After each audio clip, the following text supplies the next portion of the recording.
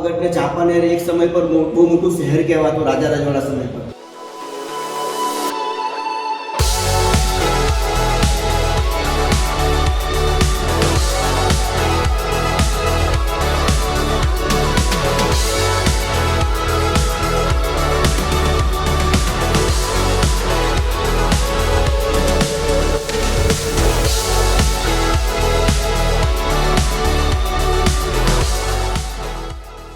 દોસ્તો, જામા મસ્જિદની અંદરમાં આ જે પિલ્લર આવેલા છે એક વખત તમે ગણજો, ચોક્કસ ગણવામાં ભૂલ થશે.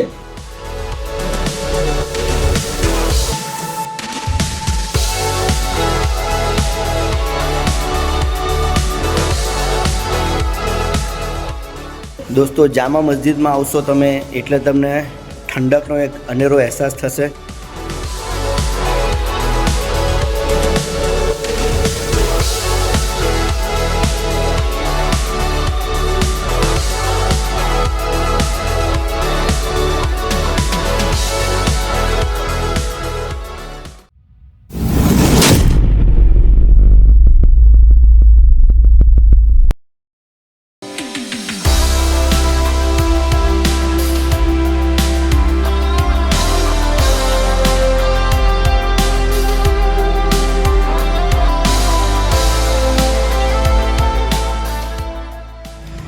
નમસ્કાર દોસ્તો, હું છું તમારો દોસ્ત ધીરુ લાલાણી અને આજે આપણે એક નવી ખોજમાં આવી ચૂક્યા છે જેનું નામ છે પાવાગઢ. પાવાગઢ તો બહુ સુપ્રસિદ્ધ મંદિર છે અને ત્યાંની જગ્યા પણ ઘણી બધી જોવાલાયક છે. એમાંની આપણે આવી ગયા છે એક જામા મસ્જિદ. જામા મસ્જિદની અંદરમાં આપણે જઈશું ને ત્યાંનું શું કોતરણી છે ને કઈ રીતનું કારીગરી છે તે પણ આપણે જાણવાની કોશિશ કરશું. બન્યા રહેજો મારી સાથે.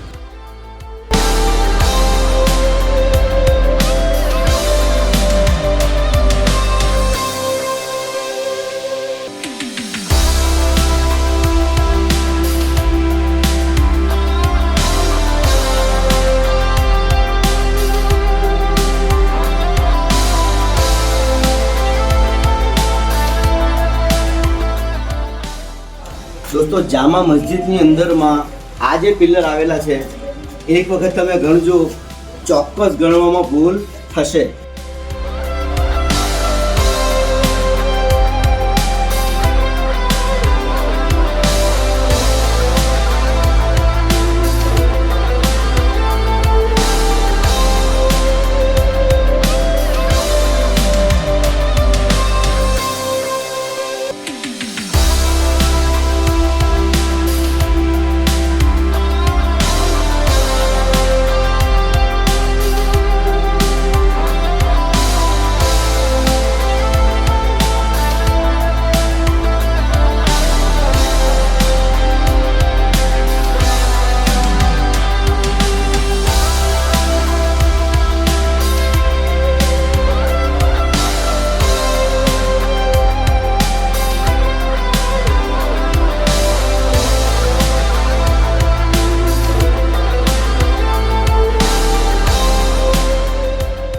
દોસ્તો, આ જગ્યા પર આવશો તમે એટલે ઠંડકનો અહેસાસ થશે અને એક અલગ એન્જોય છે ભાઈ. પાવાગઢ આવો તો ચોક્કસ આવો. અહીંયા એક શાંતિ અને એકદમ સુકૂન ભરી જગ્યા છે. તમે 2-4 કલાક રિલેક્સ થઈ શકશો અને ફરવાનું તો એટલું બધું છે કે તમે થાકી જશો કે હવે કેટલું ફરવાનું છે. બરાબર? તો ચોક્કસ આવજો.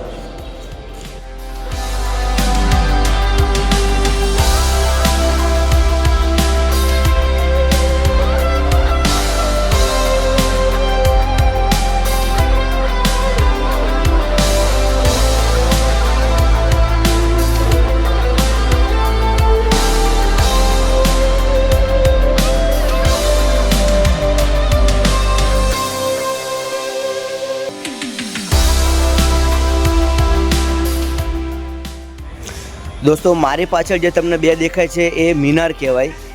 જામા મસ્જિદની અંદરમાં 2 મિનાર આવેલા છે અને બીજી એક મસ્જિદ છે ત્યાં એક જ મિનાર આવેલું છે. તો પાવાગઢ આવો તો જામા મસ્જિદ ચોક્કસ આવજો. જય માતાજી.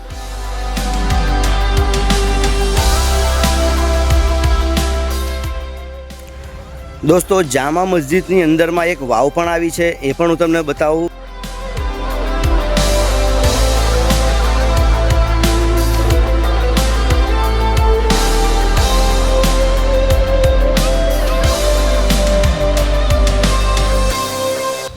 જામા મસ્જિદની અંદર જ એક ગાર્ડન બનાવવામાં આવ્યું છે. તમે અને તમારા બાળકો સાથે તમે આરામથી એન્જોય કરી શકો અને દિવસભરનો થાક અહીંયા ઉતારી શકો. જો તમે મહાકાળી માના દર્શન ઉપર ડુંગર પર ચડીને આવ્યા હોય તો અહીંયા બહુ જોરદાર જગ્યા છે આરામ કરવા માટે. તો એક વખત ચોક્કસથી આ જગ્યાની મુલાકાત લેજો.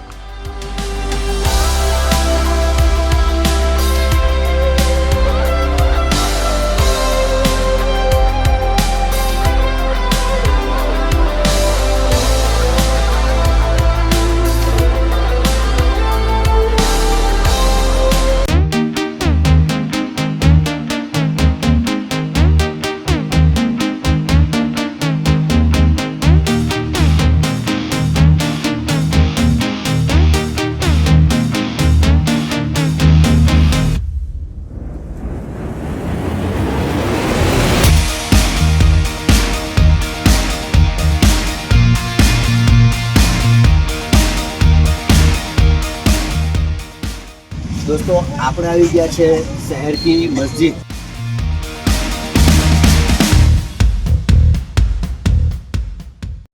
તો દોસ્તો જામા મસ્જિદ જેવી સેમ મસ્જિદ આ પણ છે, એને કહેવાય શહેર કી મસ્જિદ.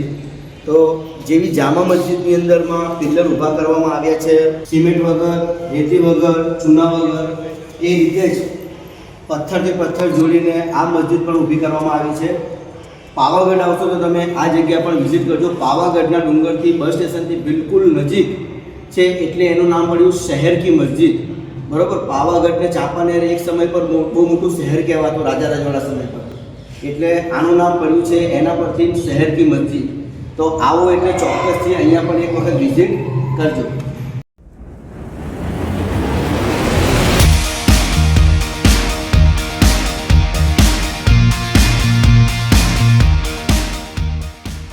દોસ્તો પહેલાંનું બાંધકામ કેવું હશે કે વગર સિમેન્ટે, વગર રેતીએ, વગર ચૂને, વગર કેમિકલે આટલા મોટી મોટી મસ્જિદ અને ઇમારત મોટી કરતા હશે તો આ લોકો કઈ રીતે કરતા હશે એ એક વિચારવાનું રહ્યું આપણે.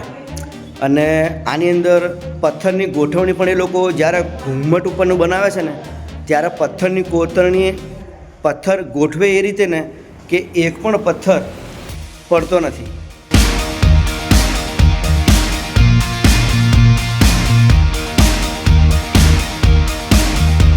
આ જુઓ કઈ રીતે ગોઠવણી કરી છે.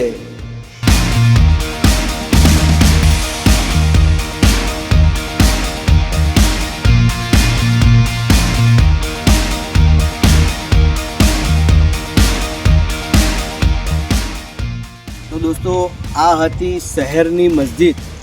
કેવી લાગી કમેન્ટ બોક્સમાં ચોક્કસથી જણાવજો.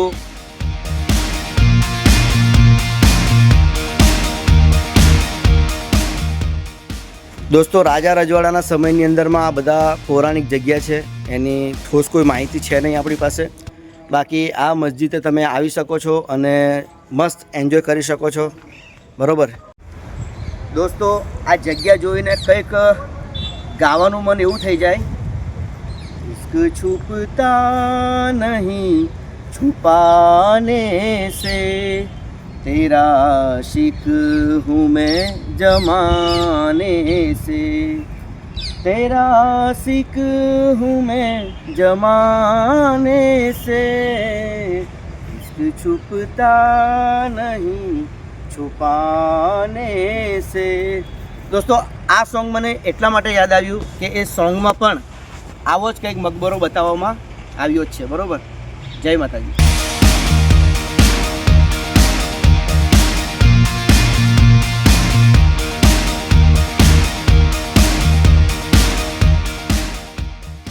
દોસ્તો જામા મસ્જિદની અંદરની જો તમને વાત કરું તો અહીંયા ખૂબ જ મોટી જગ્યામાં મસ્જિદ આવેલી છે અને ફરવાલાયક પણ ઘણું બધું છે અહીંયા. જામા મસ્જિદની ટિકિટની વાત કરું તો 35 રૂપિયા ટિકિટ છે અને એ આપણે ઓનલાઈન કરવી પડશે. તમે જ્યારે સ્થળ પર આવશો ત્યારે જ તમને ત્યાંના સિક્યુરિટી દ્વારા તમને સમજાવવામાં આવશે કે કઈ રીતે આનું ઓનલાઈન રજિસ્ટ્રેશન કરવાનું છે અને ચાર્જ એનો રહેશે 35 રૂપિયા. પાવાગઢની અંદરમાં એમ તો ઘણી બધી મસ્જિદ છે પણ 2 મસ્જિદનો જ આ ચાર્જ લાગશે. અહીંયાથી તમે ટિકિટ લેશો એટલે બીજી પણ એક મસ્જિદ છે સામે, શહેરી મસ્જિદ, આ મસ્જિદમાં પણ એ ટિકિટ જ તમારે ચાલશે, તો તમારે એક્સ્ટ્રા કોઈ ખર્ચો કરવાની જરૂર નથી. અને હા દોસ્તો, 15 વર્ષથી નાના બાળકો માટે ફ્રી ઓફ કોસ્ટ છે, એટલે મોજ જ મોજ બાળકો માટે, તો બરાબર ને? તો આવવાનું ચૂકતા નહીં. જય માતાજી.